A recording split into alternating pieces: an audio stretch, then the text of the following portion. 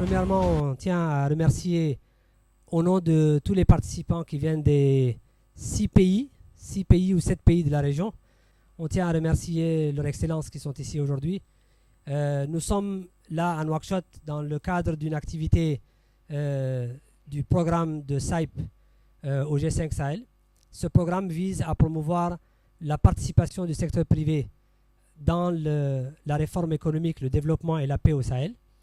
Et c'est un programme qui a commencé en 2018.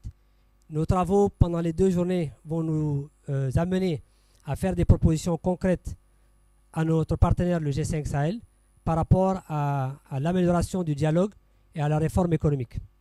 On a un programme qui est assez bien chargé et nous avons tenu dans ce programme à avoir chaque journée l'intervention des personnes ressources de différents pays, de différentes organisations, pour nous donner un peu un contenu sur lequel on pourrait s'appesantir lorsqu'on fait nos recommandations. C'est pour ça que dans le programme, nous avons fait la première journée et la deuxième journée. Nous avons invité des keynote speakers qui vont venir nous parler d'une thématique ou d'une stratégie qui nous permet de comprendre qu'est-ce qui se passe au niveau des partenaires, au niveau des États, par rapport à notre thématique de l'inclusion et du dialogue public-privé au G5 Sahel. Alors, pour le programme d'aujourd'hui, après la séance donc, des keynote speaks qu'on va avoir, on va immédiatement après regarder le programme de SAIP, les activités qui ont été faites, les évaluations de ces activités, les propositions qui sont sorties de cette évaluation-là. Demain, dans la journée, nous allons essayer de réfléchir sur l'opérationnalisation du cadre de dialogue public-privé au G5 Sahel et comment est-ce qu'il peut être formulé, comment est-ce qu'il peut être opérationnalisé et comment faire en sorte que la dynamique qui a été mise en place depuis 2 ans puisse continuer dans ce cadre-là, avec évidemment l'importance de l'inclusion des femmes et des jeunes que nous avons réussi à faire partiellement depuis 2 ans, avec le Covid, avec un petit peu de difficultés, mais que nous voulons réellement amplifier et continuer. Donc, sans plus tarder, le programme de la matinée va être très, très simple et très court. Nous allons avoir donc un mot de bienvenue du directeur Afrique de SAIP, qui nous fait l'honneur d'être ici. Il n'est pas très souvent dans la zone francophone, donc c'est important qu'il soit là. Il va parler en anglais, mais on va traduire pour que tout le monde puisse connaître ou comprendre ce qu'il dit. Et après, nous allons avoir des mots. Moi, je n'aime pas les appeler des discours, parce que c'est plus des interventions des honorables représentants qui sont ici. Et comme on fait honneur aux dames, nous allons commencer donc par son Excellence Madame la Ministre, son Excellence Madame l'Ambassadrice des États-Unis, et évidemment notre partenaire qui est la raison pour laquelle ce programme est en place, c'est-à-dire le G5 Sahel. Par galanterie, nous allons lui faire passer les femmes d'abord, mais c'est quand même lui qui nous fait l'honneur de ce partenariat.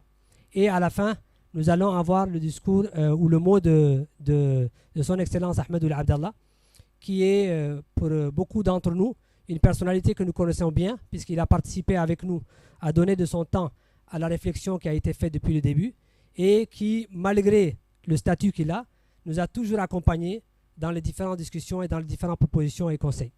Donc sans plus tarder, je vais donner le micro au directeur de SAIP pour le mot de bienvenue, et après passer à Madame la Ministre.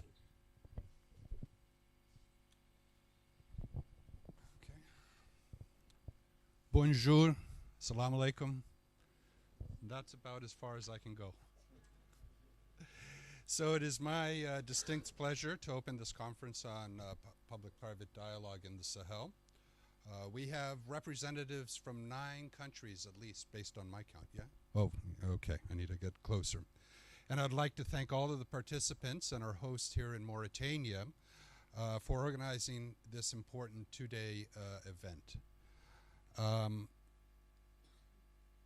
I would also like to thank their excellencies that include the Secretary General from the G5 Sahel, the Madame Minister from Mauritania, the U.S. Ambassador, and this, of course, the Special Envoy from the United Nations, to share their thoughts with us on the challenges and opportunities facing this region. A few years ago, we started this initiative in Burkina Faso. And SAIP helped facilitate the launch of the Ouagadougou Declaration by the presidents of Burkina Faso, Mali, and Niger that advanced the idea that business, government, and civil society must work together if a prosperous and democratic society can be nurtured and sustained. SAIP currently works with partners in 24 countries across Africa. We help create the environments where business creates economic opportunities and jobs for all citizens. We support young entrepreneurs. We help women achieve new goals and reach new highs. And we help government develop policies and regulations that supports transparent and accountable governance, where all citizens can participate, and we support civil society to provide the social and economic services of the most vulnerable citizens. Do you want me to continue, or do you want to translate? Okay. Unless all of us find new ways to create an inclusive economic opportunities for women and youth, we will continue to be challenged by the insecurities spreading across the Sahel. What makes this conference unique is that over the past 5 years, SAIP partners in Mauritania, Mali, Burkina Faso, Niger, and Chad, that includes government, business, and civil society, and especially women groups, have built dialogue bridges and platforms at the community, country, and regional level. These public-private dialogue platforms bring together all stakeholders and give everyone a chance to explore new opportunities. We congratulate the G5 Sahel in always promoting inclusion with the Women Platform and the Youth Regional Council. Now, entrepreneurship and private sector should also be active partners in making the region more stable through economic development led by constructive dialogue. I would like to conclude by challenging all of you that are present and by your presence at this conference and who are clearly leaders in government, business, and civil society to continue to work together to address insecurity and find creative ways to provide hope and a more prosperous future for your fellow citizens. So thank you very much, and then we will continue in French, hopefully, for the rest of the conference.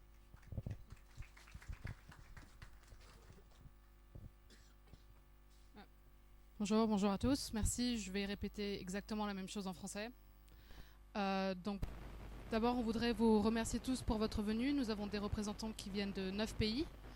Nous tenons aussi à remercier la présence de nos chers distingués speakers, Monsieur le représentant secrétaire exécutif du G5 Sahel, Madame la ministre, Excellence Madame l'ambassadeur et Monsieur l'envoyé spécial des Nations Unies. L'initiative du SAIP au G5 Sahel a été lancée en 2018 au Burkina Faso avec l'assistance qui a été fournie aux États membres du G5 Sahel pour la signature de la déclaration de Ouagadougou, qui avance l'idée que l'entreprise privée, les gouvernements et la société civile doivent travailler ensemble pour la création d'une société prospère et démocratique qui peut être maintenue et nourrie. Le SAIP en Afrique travaille actuellement avec 24 pays et qui nous aidons à créer un environnement où l'entreprise peut créer des opportunités économiques et des emplois pour tous ses citoyens. Ils peuvent supporter les jeunes entrepreneurs et nous pouvons aussi aider les gouvernements locaux à développer des politiques et régulations qui supportent une société transparente et responsable. Où tous les citoyens peuvent participer au processus politique et des services sociaux et économiques sont fournis à tout le monde, y compris les segments les plus vulnérables de la société.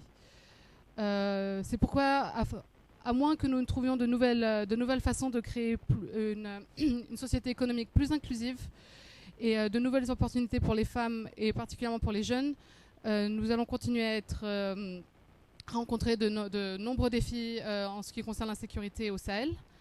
Ce qui rend cette conférence unique, c'est que depuis les 5 dernières années, les partenaires du SAIP en Mauritanie, donc le Mali, le Burkina Faso, le Niger et le Tchad, ont travaillé ensemble pour la construction d'un dialogue politique inclusif qui essaye de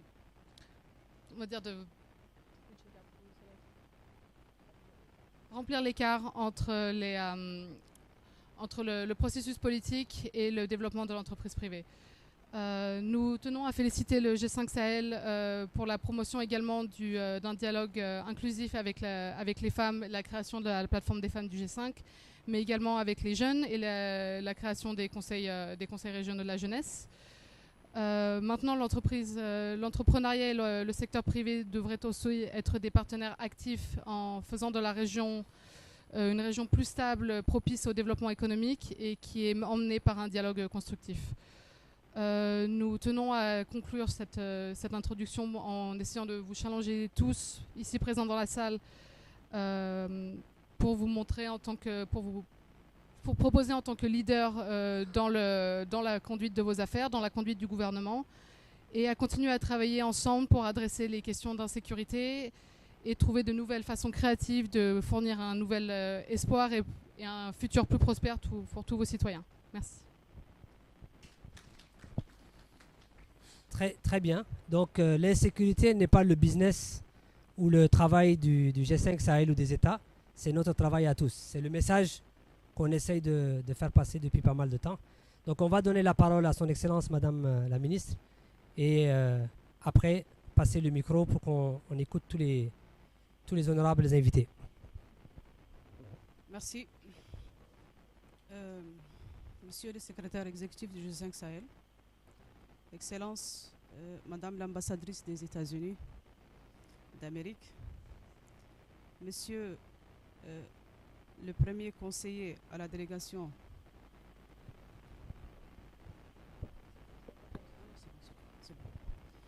Monsieur le premier conseiller à la délégation de l'Union européenne, Mesdames et Messieurs, Monsieur le directeur Afrique du Centre international SAIB, Mesdames et Messieurs les participants nationaux, Mesdames et Messieurs les participants venus des pays du G5 Sahel. C'est un honneur pour moi de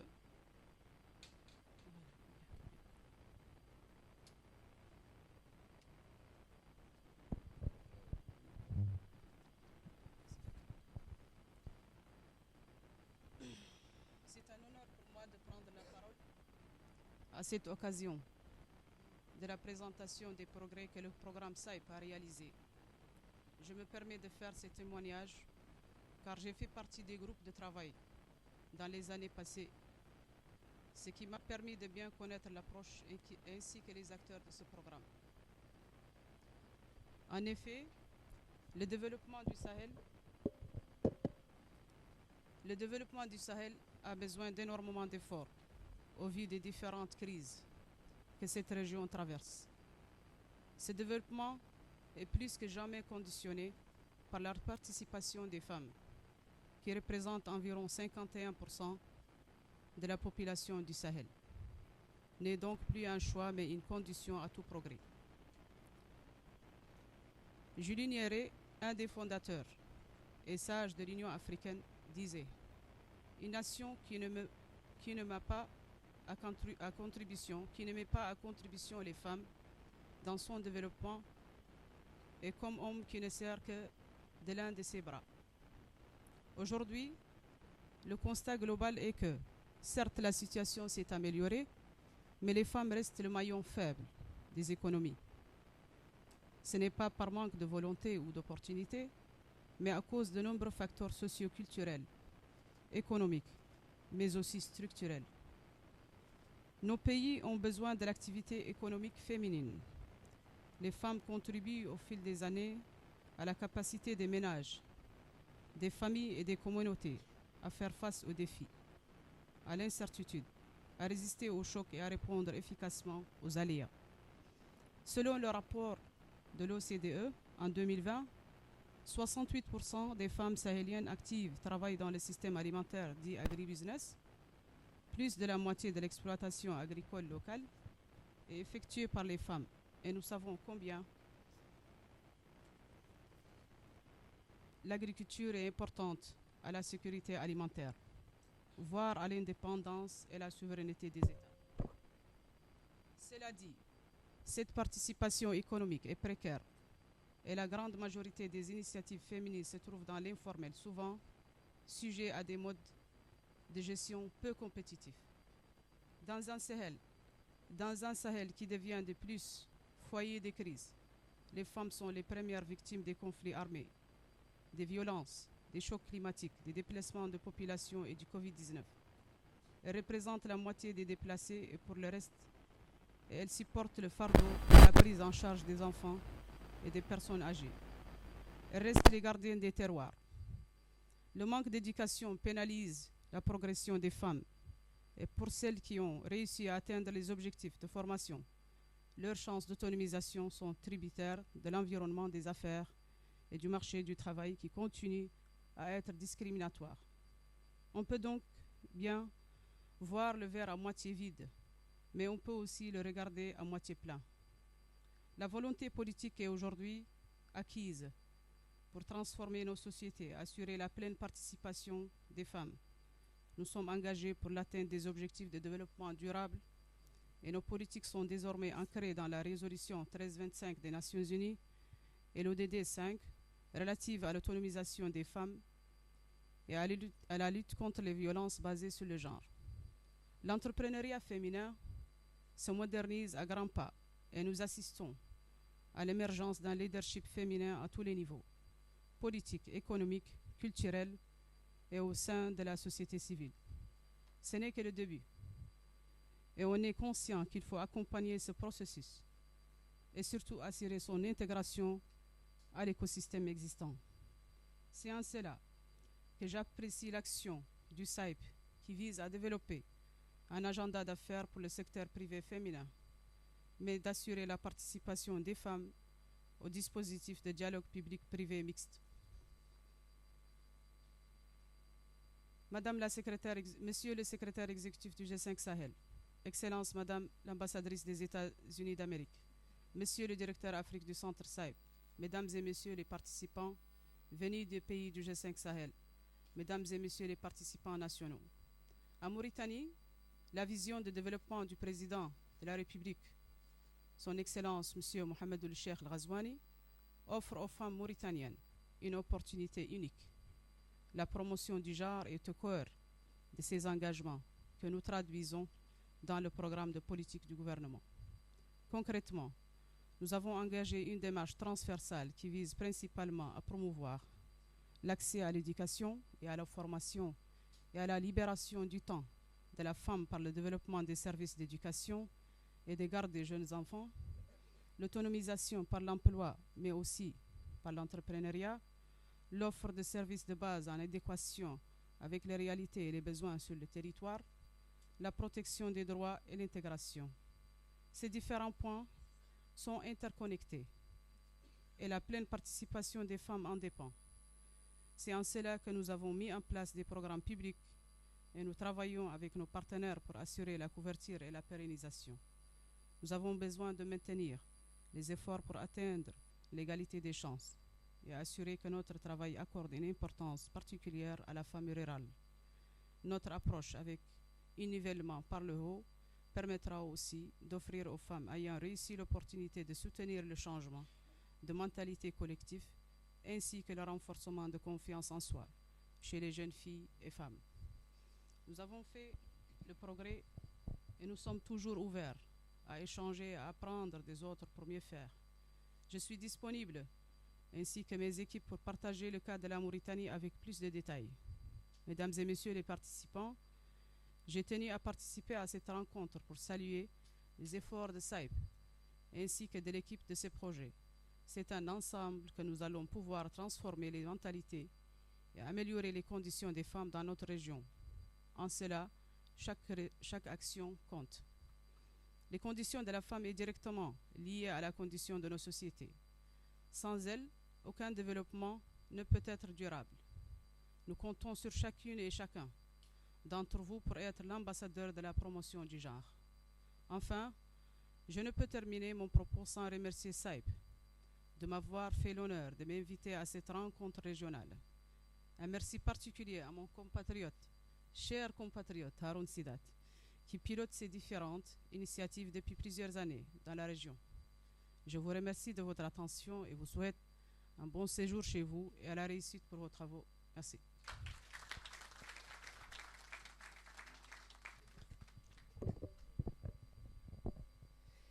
Merci beaucoup, Excellence. Bon, je suis un peu ému quand même parce qu'il y a une petite flèche particulière pour moi, c'est gentil.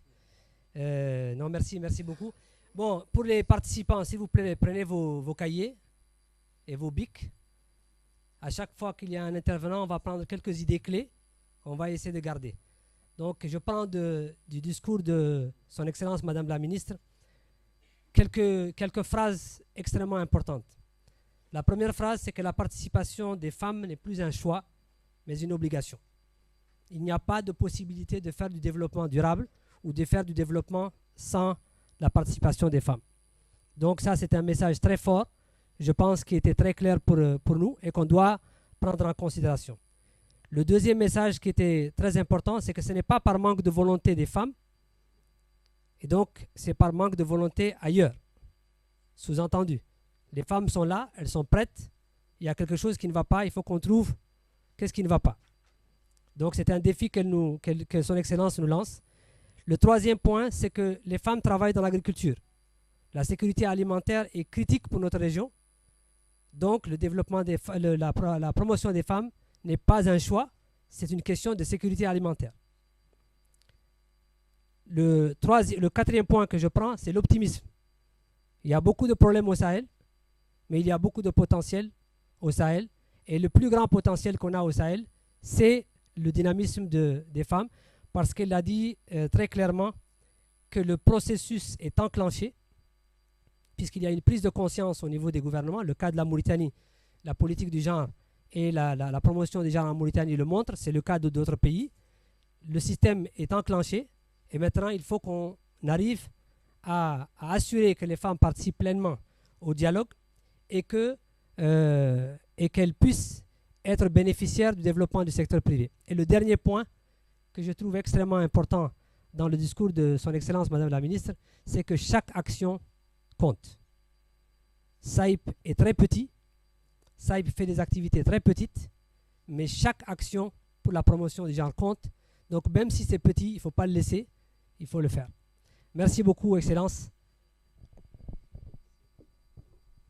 Tu as oublié de signaler, que j'ai cité que l'engagement de Son Excellence, Monsieur le Président de la République, pour la Mauritanie, il est engagé, il soutient le développement et l'autonomisation des femmes. Donc, tous les facteurs sont présents. Il y a une volonté, il y a d'autres facteurs aussi. Très bien. Donc, on va donner la parole. Donc, on a noté, hein? C'est bien? Très bien. Donc, maintenant, on va donner la parole à Son Excellence, Madame l'ambassadrice des États-Unis, pour nous donner aussi, comme on dit en anglais, food for thoughts. Quelque chose qu'on va essayer de manger dans notre cerveau. Merci Haroun. Madame la Ministre, Monsieur le Secrétaire exécutif du G5 Sahel, Monsieur le Directeur du Center for International Private Enterprise, SAIP Afrique, Monsieur l'Envoyé spécial des Nations Unies, Mesdames et Messieurs, bonjour, salam alaikum, marhaba, bienvenue. C'est un immense plaisir pour moi de participer à cette importante conférence. Je voudrais avant tout saluer les efforts du Center for International Private Enterprise, dit SAIP, et les organisateurs du secteur et des centres de recherche pour votre soutien à la lutte contre l'insécurité et l'extrémisme violent. C'est un honneur pour l'ambassade des États-Unis de prendre part à cette cérémonie d'ouverture, facilitée grâce à l'appui de SAIP, en partenariat avec le secrétaire permanent du G5 Sahel. Cette conférence a pour but de promouvoir davantage le rôle central du secteur privé dans le développement à travers la création d'emplois et de richesses. L'accompagnement des États du G5 Sahel est essentiel pour assurer l'offre de services de base, la construction des infrastructures stratégiques ainsi que la promotion de la démocratie. La région du Sahel a certes beaucoup de défis, mais c'est aussi une région pleine d'opportunités qui a besoin de stabilité et de développement. Sa population est très jeune, ce qui représente une richesse qui peut se transformer en défi si les opportunités de développement ne sont pas saisies. Le secteur privé est une source d'emplois et d'offres de services importants pour la région.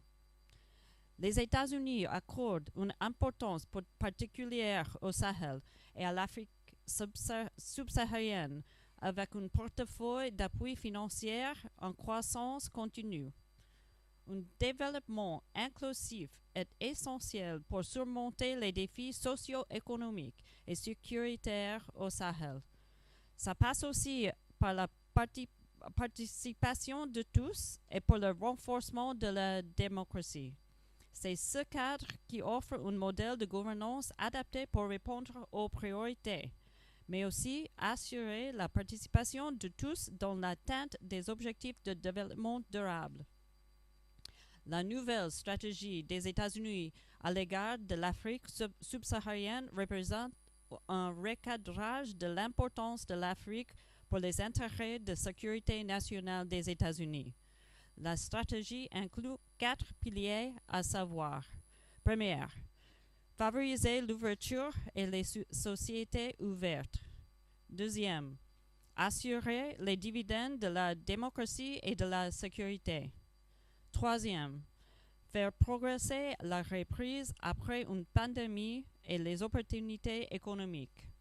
Quatrième, soutenir la conservation, l'adaptation au climat et une transition énergétique équitable. En cela, le financement de l'organisation américaine National Endowment for Democracy des États-Unis, ou en français le Fonds national pour la démocratie, pour les programmes SAIP au Sahel, sont une contribution logique à cette stratégie. Les États-Unis sont fiers de soutenir techniquement et financièrement ce processus à travers SAIP. Nous fondons beaucoup d'espoir sur le partenariat public-privé pour le développement du Sahel. Nous travaillons avec les gouvernements des pays ainsi que le G5 Sahel pour répondre au danger de l'extrémisme violent et soutenons les actions pour protéger contre son expansion dans la région. Nous travaillons aussi avec les organisations de la société civile ainsi que le secteur privé, car nous savons que l'approche holistique est primordiale. Nous avons besoin d'une action collective pour réussir le pari contre le terrorisme et pour le développement au Sahel. En plus de son objectif d'inclusion, le travail que vous faites a pour but d'impacter positivement l'environnement des affaires et changer la trajectoire de croissance des pays. Vos travaux vont permettre de proposer des priorités que nous espérons être utiles et utilisées par le G5 Sahel, ainsi que les États du G5 Sahel pour avancer l'agenda de développement. Une fois de plus, nous sommes honorés d'être ici et de voir ce travail se faire en Mauritanie. Nous vous souhaitons plein succès. Je vous remercie.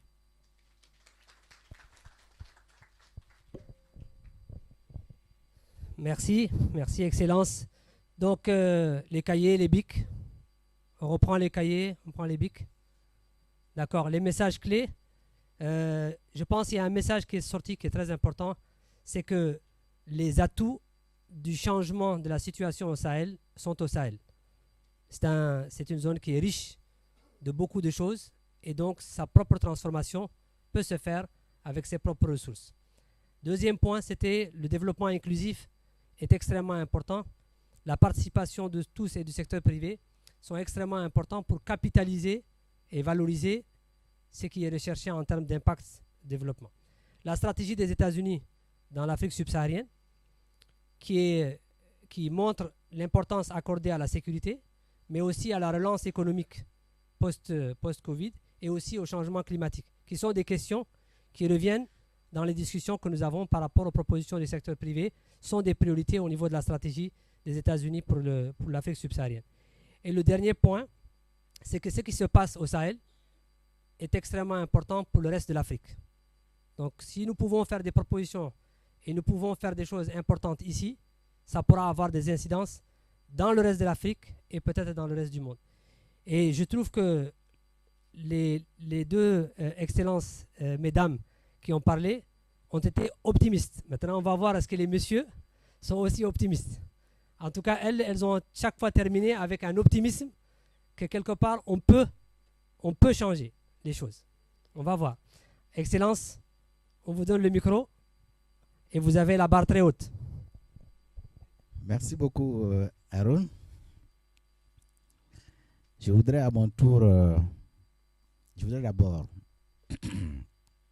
souhaiter à tous et à toutes d'abord et à tous, la bienvenue à Nouakchott, qui est le siège donc du G5 Sahel. Aujourd'hui, je suis vraiment content de pouvoir prendre part à cette conférence et je suis bien content de vous voir aussi nombreux pour cette conférence portant sur la promotion du dialogue public-privé dans l'espace du G5 Sahel sous le thème « Évaluation des initiatives pour l'inclusion économique et la promotion du secteur privé au Sahel ». Mais avant de continuer, je voudrais vraiment remercier la ministre, Madame la ministre, pour sa présence, qui rehausse notre cérémonie et qui témoigne, s'il en était encore besoin, de l'importance qu'elle accorde donc à la conférence, à SAIP, dont elle vient de dire elle-même qu'elle a été parmi les acteurs. Donc vraiment, merci beaucoup pour votre présence. Je voudrais également remercier Madame l'ambassadeur des États-Unis, le directeur Afrique de SAIP et bien sûr le gouvernement des États-Unis pour l'accompagnement dont le G5 Sahel bénéficie du SAIP et me féliciter de l'excellence du partenariat qui lie le secrétariat exécutif au SAIP qui depuis 2021. Comme l'a dit, rappelé tout à l'heure, tout a commencé à Ouagadougou en 2018. Mais c'est seulement à partir de 2021 que nous avons pu conclure, que nous avons pu signer des accords, des mémorandums d'entente entre SAIP et le secrétariat exécutif, d'une part, et entre le secrétariat exécutif et ses démembrements, d'autre part. Et sur cette période, nous avons pu ensemble, conformément aux objectifs qui ont été énoncés dans les protocoles d'accord, on a pu œuvrer à la promotion du secteur privé et le renforcement du partenariat public-privé et à soutenir donc la mise en place des cadres de dialogue multi-acteurs public-privé. La rencontre qui s'est tenue à Nouakchott du 13 au 16 septembre 2021, je venais d'arriver à Nouakchott, je crois que ça fait 3 ou 4 jours, donc je n'ai pas pu prendre part à cette cérémonie en ce temps. Et sur l'impact de la sécurité sur le développement du secteur privé dans l'espace G5 Sahel en est une illustration. Et ensemble, nous avons bâti un plaidoyer, le fruit d'un large consensus entre toutes les parties présentes et nous l'avons porté auprès des décideurs des pays membres du G5 Sahel. Alors, la rencontre qui se tient aujourd'hui est bien sûr une continuité de ce qui s'est déjà passé. Au regard de ces objectifs, à savoir faire un état des lieux de la situation et des résultats des divers projets et programmes. Et 2, mobiliser les acteurs autour d'une mise en place du cadre de dialogue public-privé inclusif dans l'espace du G5 Sahel. Donc, cette réunion d'aujourd'hui, c'est une continuité parce que ces 2 objectifs sont encore là. Mais ce matin, quand on m'a demandé de participer à cette conférence, on m'a demandé d'introduire le thème perspective pour un meilleur Sahel. Parce que jusqu'à présent, le tableau que l'on a l'habitude de peindre du Sahel, comme vous le savez tous, n'est pas du tout reluisant. Donc je ne vais pas en rajouter. Vous tous, vous connaissez ce qui se passe dans le Sahel aujourd'hui. La ministre et les uns et les autres ont déjà abordé la question, à savoir qu'aujourd'hui au Sahel, on ne parle que de terrorisme, on ne parle que de l'extrémisme violent, des millions de personnes déplacées internes, des écoles fermées, des centres de sociaux, tout. Donc voilà la triste réalité. En plus de cela, il y a ce qu'on appelle les changements anticonstitutionnels, les coups d'État dans notre espace. Ceci étant rappelé, maintenant la question aujourd'hui c'est de savoir est-ce que on peut malgré tout entrevoir des perspectives radieuses pour le Sahel. C'est vrai qu'il y a cette situation qu'on vient de dépeindre, mais est-ce pour autant que nous devons être pessimistes? Bien au contraire, non. Et c'est ce que justement cette conférence vise à faire apporter, c'est-à-dire donc faire en sorte que nous puissions nous-mêmes montrer qu'effectivement il y a beaucoup d'opportunités, il y a beaucoup de potentialités qu'il faudrait que nous exploitions pour pouvoir développer le Sahel. Donc, sinon, beaucoup d'études montrent que le Sahel est un espace d'opportunité et de potentialité.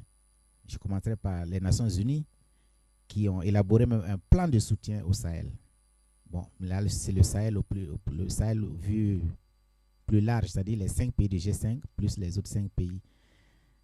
Et l'objectif donc de ce plan, je cite, c'est d'intensifier les efforts pour accélérer la prospérité partagée et la paix durable dans les pays du Sahel et de la région en mettant en œuvre les priorités pour réaliser l'agenda 2030 pour le développement durable des Nations Unies et l'agenda 2063 de l'Union africaine. Mais alors, nous, au niveau du G5, qu'est-ce que nous avons comme stratégie? Comme vous le savez, le G5 Sahel fonctionne sur 2 piliers. Le pilier sécurité et le pilier développement. Et dans le cas du pilier développement et même la stratégie pour la sécurité dans les 2 piliers de toute façon, nous avons ce qu'on appelle la stratégie pour le développement et la sécurité. Et notre programme d'investissement prioritaire. Et ce programme d'investissement prioritaire, justement, contient tout ce que nous, au niveau du G5 Sahel, nous pensons pouvoir réaliser pour pouvoir développer le Sahel dans le bon sens. Et cette conférence, justement, rentre dans ce cadre, car elle doit nous permettre, d'améliorer le dialogue entre les secteurs publics et privés, car plus que jamais, le privé doit être boosté. Et c'est sur vous, les acteurs, les jeunes, les femmes, très dynamiques, avec un pourcentage de plus de 50%, comme l'a relevé la ministre, et c'est sur vous donc que nous comptons pour semer les bonnes graines dans le Sahel. Je ne vais pas faire la liste de toutes les potentialités dont nous regorgeons. Si vous prenez seulement la Mauritanie, vous savez tout ce que la Mauritanie possède comme ressources halieutiques, cheptel, l'or, tout ce que vous savez, toutes les ressources naturelles. Vous prenez un pays comme le Tchad, c'est la même chose, le Burkina, le Mali, le Niger, on a tous des ressources naturelles très très importantes. La liste est très longue. Le bétail, les produits halieutiques, le coton, tout ça. Alors, malgré tout, nous restons la zone un peu, si vous voulez, la zone la plus faible, la moins développée. Donc, ça, c'est au titre des potentiels. Au titre des opportunités, encore une fois, celles qui m'ont dévancé en ont parlé, la population. On a une population très jeune et on a un espace d'opportunités. Quand je dis Sahel, donc c'est plus de 300 millions d'habitants. Et donc, c'est un vaste espace de marché en ce qui concerne les affaires. Et la jeunesse. On a au Sahel, les moins de 25 ans représentent environ 65% de la population. Donc, c'est vraiment une richesse importante. Et la croissance démographique au Sahel présente des opportunités pour son développement au-delà du dividende démographique habituellement évoqué. Et la jeunesse conduit à renouveler la manière de penser le développement urbain, les migrations, le capital humain et le rôle des diasporas. De plus, les jeunes sont en capacité de faire des études, ils vont se former partout dans le monde et acquérir de l'expérience. En éduquant les jeunes, en leur offrant un cadre favorable pour leur participation, on peut imaginer l'impact de leur dynamisme. Quand je parle des jeunes, je parle des jeunes, des femmes, des jeunes filles. Et justement, il faut insister pour mettre l'éducation des filles. Et l'impact sur leur dynamisme et de leur créativité sur l'ensemble de nos économies. Il y a aussi ce qu'on appelle, ce que nous avons ici comme richesse que d'autres n'en ont pas. Il y a le Sahel et le soleil, pardon. Le Sahel, c'est du soleil et du vent, comme disent les uns et les autres, sur toute l'année. Et je crois qu'en Mauritanie, ici, on ne dira pas le contraire. Et dans tous nos pays du Sahel, on a du soleil toute l'année. Et c'est un formidable potentiel d'énergie renouvelable. Et selon le Global Energy Statistical Yearbook 2017, le potentiel de développement de l'énergie renouvelable au Sahel est plus grand que dans les autres régions du monde. Bref, nous avons des eaux, on a le fleuve Sénégal, ça c'est la matière, le fleuve Sénégal, le fleuve Niger, le lac Tchad, ainsi de suite. Tout ça, ce sont des potentialités, des opportunités que je voulais juste évoquer. Mais en fait, ce que je dis, Vous les connaissez tous. En fait, je n'avais pas besoin de les rappeler. Vous connaissez tout ça. Et moi, c'est un peu de la théorie, mais vous êtes des praticiens. Et je sais que tout ce que je dis là, c'est de la théorie pour moi peut-être, mais pour vous qui vivez au quotidien ces réalités, je sais que vous en savez beaucoup plus. Et c'est pour cela justement que nous, on ne peut que compter sur vous pour ce que vous connaissez, pour faire en sorte justement que le secteur privé puisse être développé dans notre sous-région. Mesdames et messieurs les participants, je crois que j'ai été un peu long, mais au regard des opportunités et des potentialités que je viens de mentionner plus haut, et que vous connaissez du reste, comme je viens de le dire, vous comprenez aisément tout le rôle que nous, au niveau du G5 Sahel, nous souhaitons que vous jouez. Secteur privé. Donc, je sais naturellement que nos États, malgré leurs difficultés, doivent pouvoir vous accompagner en jouant leurs participants, mais également les partenaires techniques et financiers, ainsi que la société civile, qui est aujourd'hui très active dans notre espace G5 Sahel. Donc, réfléchissons donc à la promotion d'un écosystème favorable pour l'entrepreneuriat, favorisant les financements innovants pour les petites et moyennes entreprises et prenant en compte les besoins spécifiques de l'entrepreneuriat féminin. Mais nous ne pouvons réussir cette réflexion sans la promotion d'un dialogue public-privé inclusif, thème de notre conférence. Je ne peux terminer sans vous souhaiter de bons et fructueux échanges et renouveler nos remerciements à monsieur le directeur Afrique de SAIP ainsi qu'au gouvernement américain pour cet accompagnement dont je ne doute pas qu'il portera ses fruits très très bientôt. Parce que nous saurons transformer le Sahel en un pôle de développement et donc un espace de paix, de stabilité, de sécurité et de bonne gouvernance. Plein succès à vos travaux. Je vous remercie. Mais merci beaucoup. Les dames ont été optimistes. Mais Son Excellence nous met au défi. Donc il est optimiste, mais il nous dit et il faut rendre à César ce qui appartient à César. Effectivement, et on le remercie sincèrement, on remercie l'institution du G5 Sahel. Les propositions qui ont été faites en 2018-2019 sont passées au plus haut niveau. Les propositions qui ont été faites par le secteur privé sont passées au plus haut niveau. Donc, ils sont prêts à nous accompagner, à faire en sorte que les propositions qui sont faites passent aux décideurs. Et je pense que c'est là le rôle le plus important qu'on peut attendre du G5 Sahel par rapport à nos travaux. Mais je pense qu'il nous met au défi, par rapport à toutes les réalités qu'on a citées, de faire des propositions les plus concrètes, les plus réalistes, les plus pratiques possibles. Et lui, il se chargera après de faire le plaidoyer. Donc, ça veut dire qu'on a 2 jours pour le convaincre qu'on n'est pas là pour boire du thé et prendre du soleil, mais vraiment essayer de trouver des solutions et des propositions pour le G5 Sahel. Je donne la parole donc à notre conseiller, à notre doyen, Son Excellence Ahmedoul Abdallah, pour le dernier mot. Et on s'excuse pour mes dames qui sont juste en dessous des projecteurs. On a fermé, je pense que la clim va marcher un petit peu mieux. Merci. Madame la ministre, Madame l'ambassadrice des États-Unis, Monsieur le secrétaire exécutif du G5 Sahel, Monsieur le délégué du CIP, Mesdames, Messieurs les participants, c'est bon? Non, ça va, là, il chauffe. J'ai le grand plaisir, j'allais dire le bonheur, et c'est vrai, de connaître les activités du Centre international le Centre international Private Enterprise, le CIP, depuis quelques années déjà. Je partage avec le CIP 2 points fondamentaux de son action. 1. L'importance du secteur privé et du développement économique pour lutter contre l'extrémisme, l'instabilité et la promotion de la démocratie. Pour ma génération, le secteur privé, c'était le camp occidental. Il n'y a plus de controverse au niveau international. Tout le monde aujourd'hui, ancien Est, ancien Ouest, Nord-Sud, et pour le secteur privé. Donc, il faut qu'on accepte qu'il y a un consensus pour le secteur privé. 2. L'importance du dialogue et de la participation de toutes les composantes nationales en faveur d'un engagement collectif pour la paix et le développement. Il n'y a pas de paix avec la pauvreté.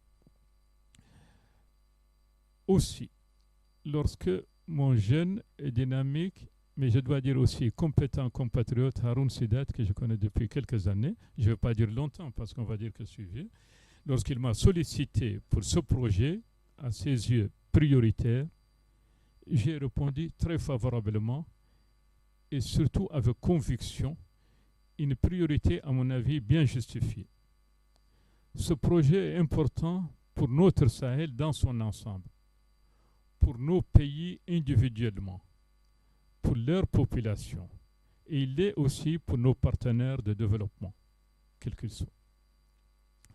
Mais, chers participants, comme vous le savez, la situation sécuritaire au Sahel est devenue chroniquement grave.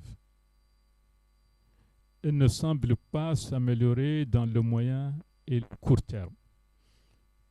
Par définition, par tempérament, je suis optimiste. Mais parfois, je pense aux situations chroniquement instables de Somalie, de Yémen, d'Afghanistan et d'autres régions. J'espère que le Sahel, à cause des espaces, de la proximité des populations, ne connaîtra pas ce cycle long d'instabilité. Alors, il suffit donc d'examiner les chiffres pour comprendre non seulement l'ampleur des risques, mais aussi les difficultés des acteurs nationaux et internationaux à faire face à cette situation. Une situation engendrée de facto, une situation qui de facto engendrait de très fortes pertes économiques pour les États aux ressources faibles, n'est-ce pas, comme c'est le cas pour tous. Sa mise en valeur des terres,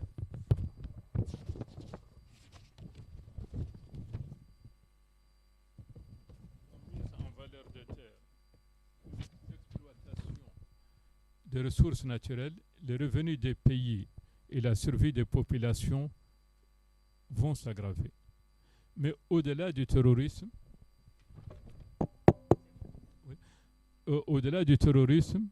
on se trouve dans un cercle vicieux avec des conflits ethniques et sociaux mettant en cause l'existence même de certains États. Et tout ça est lié. Les conflits internes sont liés à la pauvreté, sont liés à la violence innée. Par expérience, je peux affirmer que plus on tarde à briser le cercle vicieux de l'insécurité et de l'instabilité, plus celui-ci se renforce, devient plus complexe et vous avez des segments de la population qui vivent de l'insécurité et de l'instabilité. Participants, ces situations sont connues et étudiées par nos pays et nos partenaires internationaux de développement.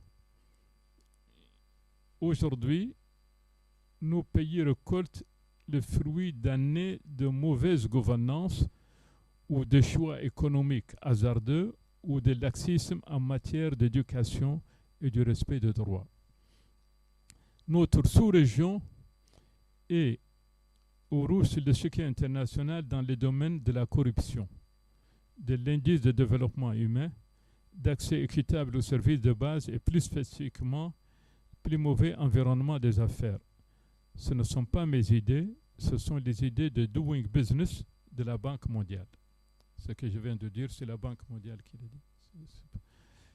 Je ne peux pas étudier le Sahel, donc je cite. Pendant des décennies, les dirigeants et les leaders économiques de la région ont fait la sourde oreille au lieu d'agir et de soutenir les politiques publiques adéquates de promotion de la transparence et des libertés. Mesdames, Messieurs, naturellement, on peut voir le verre à moitié vide ou le voir à moitié plein. Aujourd'hui, comme Sahélien, je peux affirmer que l'espoir existe et qu'on peut changer la trajectoire de la région. Il n'est jamais trop tard et de toute façon, il n'y a pas d'alternative à l'optimisme. Mais les questions se posent et donc que faut-il faire et qui sera responsable de la mise en œuvre des solutions? Que faire?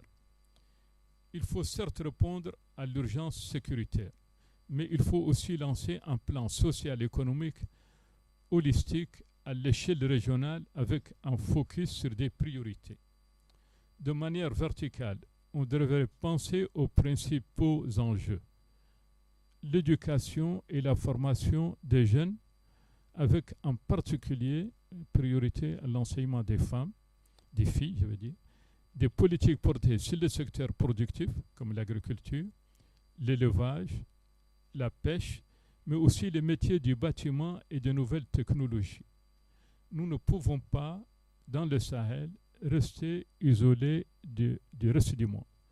Autant de pôles qui sont porteurs d'emplois, de richesses et de préparation du futur. Avec la forte croissance démographique dans le Sahel, c'est un sujet dont les gens n'aiment pas beaucoup parler, mais on ne peut pas ignorer la démographie et l'urbanisation rapide dans le Sahel. Le Sahel doit donc penser à la mise en valeur des terres pour fixer les populations, je veux dire pas autoritairement, mais économiquement, assurer leur sécurité alimentaire et naturellement essayer de pouvoir exporter les productions agricoles comme le font des pays comme l'Éthiopie, comme le Kenya, exportent des produits agricoles comme le Maroc. Participant naturellement, le pire n'est pas le plus sûr. Il est encore évitable si nous mettons une volonté collective en faveur du changement. C'est en cela que le travail et l'approche du CIP sont intéressants et méritent soutien et appui au niveau national et international. Le changement collectif exige le dialogue inclusif et rien n'est plus important que le dialogue avec le secteur privé.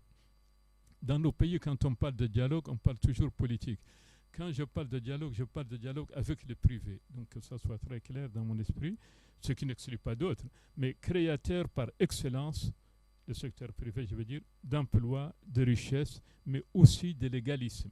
Il n'y a pas de développement sans le respect des lois et de la légalité. Le Sahel, ou les Sahéliens, annoncent beaucoup de dialogues politiques pour les élections ou encore la réconciliation. C'est une bonne chose, sans doute, mais le changement collectif exige un dialogue collectif. Et le secteur privé connaît l'environnement des affaires et peut aider en matière de solutions, mais aussi en matière de mise en œuvre des politiques publiques. C'est très important et je suis content de voir beaucoup de jeunes, y compris des femmes, dans le secteur privé. Et je dois dire aussi, Madame la Ministre, que les femmes mauritaniennes ont toujours été actives. Et il faut qu'on continue à soutenir cet aspect. Je vous l'ai dit parce que ma tante a été chef de tribu pendant 10 ans.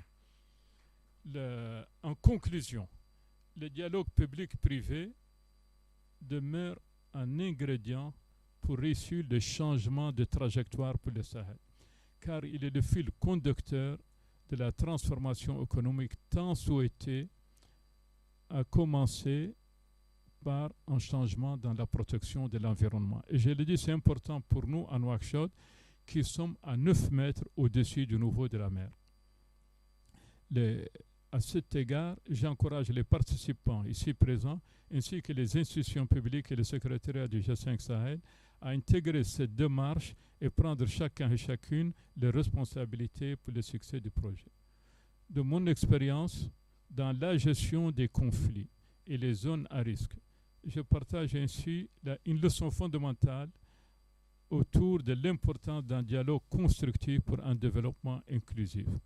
Si les citoyens et les citoyennes d'un pays participent, ils deviennent acteurs et bénéficiaires du développement. Et c'est en cela que je remercie les organisateurs de cette réunion, les CIP, le secrétariat, parce que les délégués qui viennent de loin, le secrétariat comme Haroun et tous leurs associés qui nous ont aidés à organiser cette réunion. Je remercie les diplomates, l'ambassadrice des États-Unis, le secrétaire général du G5 Sahel et bien sûr la ministre pour leur participation pour rehausser et encourager ce travail. Il n'est jamais tard, il faut encourager. Je vous remercie et bon succès à votre travail. Merci beaucoup. Je tiens à dire qu'il y a 2 choses qui ont été dites au départ qui sont extrêmement importantes. Son Excellence Ahmed Abdallah a travaillé en tant qu'envoyé spécial des Nations Unies dans les zones de conflit. Et il dit l'économie et le dialogue sont des ingrédients pour soit régler une situation de crise ou éviter une situation de crise. Donc je pense qu'il nous amène à dire là où il y a déjà crise, il faut le dialogue et il faut développer l'économie. Et les pays qui ne sont pas encore en crise, c'est ce que Madame la ministre a dit, il faut le faire et il faut continuer parce que c'est ça qui évite les crises. Donc je pense que c'est une leçon de son expérience que nous devons prendre en considération parce que nous ne sommes pas en train de travailler juste pour répondre à une situation, c'est pour éviter potentiellement une situation. La deuxième chose, c'est que la démographie est un atout, mais elle n'est un atout que si, comme m'a dit la ministre et les autres collègues, il y a l'éducation. S'il n'y a pas d'éducation, c'est une bombe à retardement. Donc il faut investir dans l'éducation. Et le point qu'il a dit qui était extrêmement important, c'est le pire n'est pas le plus sûr. Ça veut dire que l'autre est plus sûr. Potentiellement, l'optimisme est plus sûr que le pire.